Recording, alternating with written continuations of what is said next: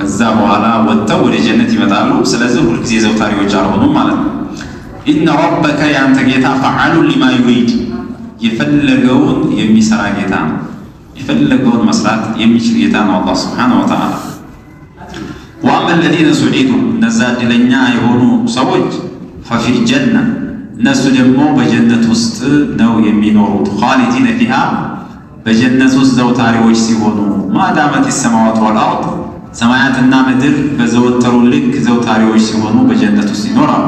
ኢንሻ ረቡክ ጌታ ከፈለገ ወይም አላህ ሱብሓነሁ ወተዓላ ለፈለጋቸው ሰዎች ሲቀሩ ይህም እንግዲህ በነዛው በዑሳቱል ሙወሒዲን መጀመሪያ ጀነት የገቡ ሰዎች ጋር አይገቡም። እነዚህ ጥፋተኛ የሆኑ አማኞች ብዙ ጊዜ ካለፋቸው በኋላ ጀሃነም ያሳለፉት ዘመን ጀነት ከመግባታቸው በፊት የነበረው ዘመን ነው። ለማሻ ረቡክ ማለት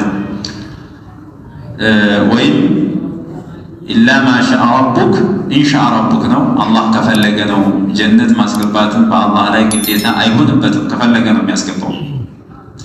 ዓጣአን ገይረ መጅዙዝ ለእነዚህ ለእድለኞች የማይቋረጥ የሆነን ስጦታ አላሁ ስብሓነሁ ወተዓላ ይሰጣቸዋል ይላል። ወለቀድ አርሰልና ሙሳ ቢአያቲና ወሱልጣን ሙቢን አላህ ስብሓነሁ ወተዓላ ዛሬ ደግሞ የሚነግረን የሙሳ ዓለይሂ ሰላምንና የፊርዓውንን ሁኔታ ነው። አላህ እንግዲህ ሙሳን እስከ ወንድማቸው ሃሩን ጋር ወደ ፊርዓውንና ወደ ህዝቦቹ ልኳቸዋል። ሙሳ በፊርዓውን ቤት ያደጉ ፊርዓውን ያሳደጋቸው ሰው ናቸው። መጨረሻ ላይ ነቢይ በሚሆኑበት ጊዜ ግን መልሶ ወደ ፊርዓውን ልኳቸዋል። በዛ መሰረት ተአምሮችን ይዘው ወደ ፊርዓውን ሄደው ሊያስተምሩት ነው። የቁሉ ሙኽቢረን አን ኢርሳሊ ሙሳ ዓለይሂ ሰላም ቢአያቲሂ ወዲላላቲሂ አልባሂረቲ አልቃጢዓ የሙሳን ወደ ፊርዓውን መላክ አላህ ይነግረናል። ወለቀድ አርሰልና ሙሳ በእርግጥ ሙሳን ልከነዋል። ሙሳ ብኑ ዒምራን ነቢዩ በኒ እስራኤል ናቸው። ፊርዓውን ደግሞ የግብፅ ተወላጅ ነው፣ ቂብጥይ ነው። በዘር አይገናኙ። አላህ እንግዲህ ይህን አደገኛ አምባገነን የሆነ ሰው ዳዕዋ እንዳደረጉ ነው የላካቸው። በጣም ከባድ ነው የእሱ ባህሪ። አነ ረቡኩም ልአዕላ ብሎ የሚሞግት እኔ ፈጣሪ ነኝ ጌታ ነኝ ብሎ የሚል ማዓሊም ተለኩም ምን ኢላሂን ገይሪ ብሎ ከኔ ውጪ ሌላ አምላክ የለም ብሎ የተከራከረ ሰው ነው። አላ ኩሊ ሓል የአላህ ስብሓነሁ ወተዓላ ግዴታ ነውና ሙሳ ተልከዋል። ቢአያቲና ሙዕጂዛዎችን ተአምሮችን አሲዘን ላክ ነው። 9 ተአምሮችን አላህ ስብሓነሁ ወተዓላ ለሙሳ ዓለይሂ ሰላም ሰጥቷቸዋል። በጣም ተዋባድ የሆኑ አንዱ ብቻ የሚበቃ የሚያንበረክኩ የሆኑ ተአምሮችን አላህ ሰጥቶ በሊድና ፊርዓውንን ዳዕዋ አድርገዋቸዋል። በዛ መሰረት ሄደው እንግዲህ እሳቸው ዳዕዋቸውን ጀምረዋል። ወሱልጣን ሙቢን ነቢይነታቸው ትክክለኛ ለመሆኑ ግልጽ የሆነንም ማስረጃ ሁጃ ይዘው ነው የተላኩት ማለት ነው። ኢላ ፊርዓውን ወመለኢ ወደ ፊርዓውንና ወደ ሹማምንቶች በሱ ዙሪያ የሚቀመጡ ሹማምንቶች አሉ። የተላኩት ለነዚህ ብቻ ሳይሆን ለተራው ህዝብ ተልከዋል። ነገር ግን በዋነኝነት መሪዎች እነዚህ ናቸውና ወደ እነዚህ ተላኩ ከተባለ ወደ ሌላ ወደ ተራው ሰው መላካቸው ግልጽ ስለሆነ ነው እነዚህን የሚጠቅሰው። ፈተበዑ አለ ተከተሉ። እነማን? በፊርዓውን ዙሪያ የነበሩ ሰዎች ተከተሉ። አምረ ፊርዓውን የፊርዓውንን ነገር ተከተሉ። ሸእነ ፊርዓውን ሓለ ፊርዓውንን መሪ አድርገው የእሱን አካሃድ ተከትለው ሙሳን አንቀበልም ሊሉ ነው። ወማ አምሩ ፊርዓውን ቢረሺድ ይላል። የፊርዓውን ነገር ደግሞ ቅን አይደለም። ረሻድ ማለት ኢሳበተል ሐቅ ነው። ሐቅን ነገር ማግኘት ሩሽድ ይባላል። ስለዚህ ፊርዓውን ያለበት ሁኔታ በዶላል ላይ፣ በጥመት ላይ፣ በክህደት ላይ፣ በትቢት ላይ፣ በድንቁርና ላይ ያለ ሰው ነው እንጂ ረሺድ የሆነ ሰው አይደለም። ለይሰ ፊህ ሩሽዱ ወላ ሁዳ ወኢነማ ሁወ ጀህሉን ወደላል ወኩፍሩ ወዒናድ። እንደዛው ሆኖ ግን እነሱ ፊርዓውንን ተከትለው ተጓዙ ማለት ነው። ይህ ሰውዬ በዚህ በዱንያ ላይ በዚህ መልኩ እነሱ እንደተከተሉት ሁሉ ነገም በቂያማ ዕለት ተከትለውት እሱ እየመራ እነሱ ተከትለው ጀሃነም እንደሚወርዱ አላህ ሱብሓነሁ ወተዓላ ይነግራል። የቅድሙ ቀውሙሁ የውመል ቂያማ ዱንያ ላይ ከፊት ለፊት እንደመራቸው በቂያማ ዕለት ህዝቦቹን ይመራል። የተቀደሙ ቀውመሁ ከፊት እየመራ ቀጥታ የት ይወስዳቸዋል? ፈአውረደሁም ናር ወደ እሳት አወረዳቸው። ወዐበረሁ ቢልማዲ ሊተሐቁቂሂ ነው። ጀሃነም ውስጥ ይዞ መግባቱ የማይቀር ነገር ስለሆነ ነው አውረደሁም ያለው እንጂ ጀሃነም ይዟቸው የሚገባው ገና ወደፊት ነው። ግን ድርጊቱ እንደተፈጸመ አልሆነ አላህ ሱብሓነሁ ወተዓላ የማይቀር ነገር ስለሆነ የገለጸው ማለት ነው። ወቢእሰል ውርዱል መውሩድ ይላል። የሚገቡት አገባብ ምንኛ ከፋ ይላል፣ በጣም የከፋ። ወሀከዘ ሩአሳ ወሀከዘ ልመትቡዑን ዱንያ ላይ በጥመት የሚመሩ ሰዎች፣ በጥመት የሚያስከትሉ ሰዎች መጨረሻቸው እንደዚህ ነው። እዚህ ዱንያ ላይ ብቻ አይደለም የሚመሩት፣ እዛም ወደ ጀነት ወደ ጀሃነም ሲባል መሪነታቸው እንዳለ ሆኖ እየመሩ ተከታዮቻቸውን አስከትለው ነው ጀሃነም የሚሄዱት ማለት ነው። ሁሉም አሁን የፊርዓውንን አላህ ነገረን። ተመሳሳይ ደግሞ ሌሎችም የጥመት መሪዎች ዱንያ ላይ ይመሯቸው የነበሩትን ሰዎች ተከትለው አስከትለው ጀሃነም ይገባሉ። ወኡትቢዑ ፊ ሃዚሂ ለዕነተን በዚች በቅርቧ ህይወት በዱንያ ላይ እርግማንን ተስከተሉ። እርጉሞች ናቸው፣ የተረገሙ ሰዎች ናቸው።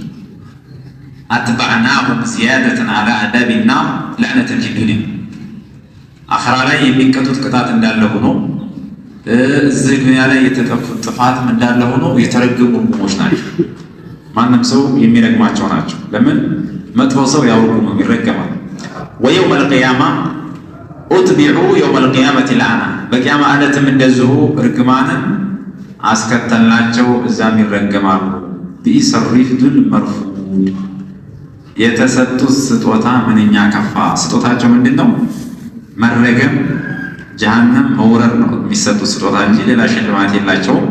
ሽልማት የሚገባቸው ከሆነ ይሄ ነው ሽልማታቸው እያለ ነው አላህ። ዛሊከ ሚን አንባኢል ቁራ ነቁሱሁ ዐለይከ። እስከዚህ ድረስ እንግዲህ ኢላ ሁና ተኩኑ ሃዚሂ ሱራ ቀድ ሐደሰትና አን ቂሰስ። እዚህ ድረስ በጣም ብዙ ቂሳዎችን ብዙ ታሪኮችን አላህ ሱብሓነሁ ወተዓላ በዚህ ምዕራፍ ላይ ነግሮናል። ቂሰተ ኑሕ መዓ ቀውሚ የኑሕን ህዝባቸው ጋር የነበረው፣ ወቂሰተ ሁድ መዓ ቀውሚ የሁድን ህዝባቸው ጋር የነበረው፣ ቂሰተ ሷሊሕ መዓ ቀውሚ የሷሊሕንም ቂሳ ህዝቦቻቸው ጋር የነበረው፣ ቂሰተ ኢብራሂም መዓል መላኢካ የኢብራሂምን ደግሞ መላኢኮች ጋር መላኢኮች መጥተው ኢብራሂም እንዴት እንዳስተናገዷቸው ብስራት እንደተነገራቸው ይሄንንም ተናግራለች። ወቂሰተ ሉጢን መዓ ቀውሚ ወመዓል መላኢካ የሉጥንም እንደዚሁ ህዝቦቻቸውና መላኢኮች ጋር የነበረውንም ነግራናለች እቺ ምዕራፍ። ወቂሰተ ሹዓይብ መዓ ቀውሚ የሹዓይብንም ህዝቦቻቸው ጋር የነበረውን፣ ወቂሰተ ሙሳ መዓ ፊርዓውን ወመለኢ የሙሳን ደግሞ የፊርዓውን ጋር የነበረውን አላህ ሱብሓነሁ ወተዓላ በዚህ መልኩ አስቀመጠልን። ይህን ቂሷ በዚህ ሱራ ላይ አላህ ሱብሓነሁ ወተዓላ ሲያስቀምጥ ሐስበ ተርቲብ ታሪኺ ነው ያስቀመጠው። በዘመን እንዳመጣጣቸው አድርጎ ከነቢዩላህ ኑህ ዓለይሂ ሰላም ጀምሮ ሁድን አስከትሎ በተራቸው ነው ያስቀመጠው። እዚህ በተናገረው መሰረት ነበር ተራቸው ማለት ነው። አንዱ ከሌላ ኋላ መሆናቸውን ነው እንጂ በመካከላቸው ረጅም ዘመናት ይኖራል። ነገር ግን ተራቸው ለፍተቀደምነት የለውም። ከሁሉም ቂሳ ጠቅለል ሲል የሚያስተምረን ነገር አለ። ምንድነው? አንደኛ ኢብራዝ ወህደት አልዓቂዳ ፊ ዳዕወት አልአንቢያ ጀሚዓን ነቢያቶች ሁላቸው ከመጀመሪያ እስከ መጨረሻ የተላኩ ነቢዮች ዳዕዋቸውን ስንመለከት በተውሂድ ላይ አንድነታቸውን ያሳያል። እንኳን ሌላ ዳዕዋቸውን ሲጀምሩ የሚናገሩት ቃል በራሱ የተለያየ እንኳ አይደለም። ሁላቸው ምንድነው የሚሉት? ያ ቀውም ዕቡዱላህ ማ ለኩም ሚን ኢላሂን ገይሩህ ይችን ቃል ይጠቀማሉ ሁላቸው። ስለዚህ የተውሂድ አንድነት ነቢያቶች ሁላቸውም እንዳላቸው ነግሮናል። ሌላው በሁለተኛ ደረጃ አነ ናሰ ፊ ኩሊ ዘማን ወመካን የሰው ልጆች በየትኛውም ቦታ ይሁን በየትኛውም ጊዜ ይሁን ፊሂሙል አኽያር ወፊሂሙል አሽራር በጣም በጎ ሰዎች የሚባሉ ይኖራሉ፣ ክፉ ሰዎችም ደግሞ ይኖራሉ። በጎ ሰዎች ነቢያቶችን የተቀበሉ የተከተሉ ናቸው። ክፉ የሚባሉት ደግሞ አለዚነ ዩሐሪቡነ አልሐቀ ወልአንቢያ ነቢያቶችን ሐቅን የሚፋለሙ ሰዎች ናቸው። አንቀበልም ብለው ለጥመት ሽንጣቸውን ገትረው የሚከራከሩ ሰዎችም ደግሞ አሉ። ይሄንን በዚህ ቂሳ ላይ እንግዲህ አይተናል። በሶስተኛ ደረጃ በያኑ አልዓቂበት አልሐሰና የሆነው ሆኖ መጨረሻው ለእነማን ሆነ፣ እነማን ዳኑ፣ እነማን ተጠፉ፣ ይሄንንም ነግሮናል። ወልዓቂበቱ ሊልሙተቂን እንዳለው መጨረሻ ላይ ነቢዮችና አማኞች ነፃ ይወጣሉ፣ ከቅጣቱ ይድናሉ። እነዛኞች ደግሞ የተወሰነ ጊዜ ከተወራጁ በኋላ አላህ ሱብሓነሁ ወተዓላ የመጨረሻ እርምጃ ወስዶ ያጠፋቸዋል። ይሄንን ባጭሩ ያስተምረናል። ከዚህ በኋላ ምን አለ? ዛሊከ ሚን አንባኢል ቁራ ነቁሱሁ ዐለይከ። ይሄ እኮ የከተማዎች ዜና ነው። ቁራ በማለት ያው ነዋሪዎችን የፈለገ በአንተ ላይ የምንተርከውና የምንነግርህ ያለፉ ህዝቦች ዜና ነው እያለ ነው አላህ። ይሄ ገይብ ነው፣ የሩቅ ዜና ነው፣ ማንም ሰው የማያውቀው። አላህ ግን ለነቢዮች አስተማሪ ሊሆን ዘንድ የሚነግራቸው ነው። ታዲያ እነዛ ከተሞች መጨረሻቸው ምን ሆነ የሚል ጥያቄ ከተነሳ እነዚህ እስካሁን የተጠፉ ሀገሮች መጨረሻቸው ምን ሆነ? ሚንሃ ቃኢሙን ወሐሲዳ፣ ሚንሃ ቃኢሙን አሳሩሃ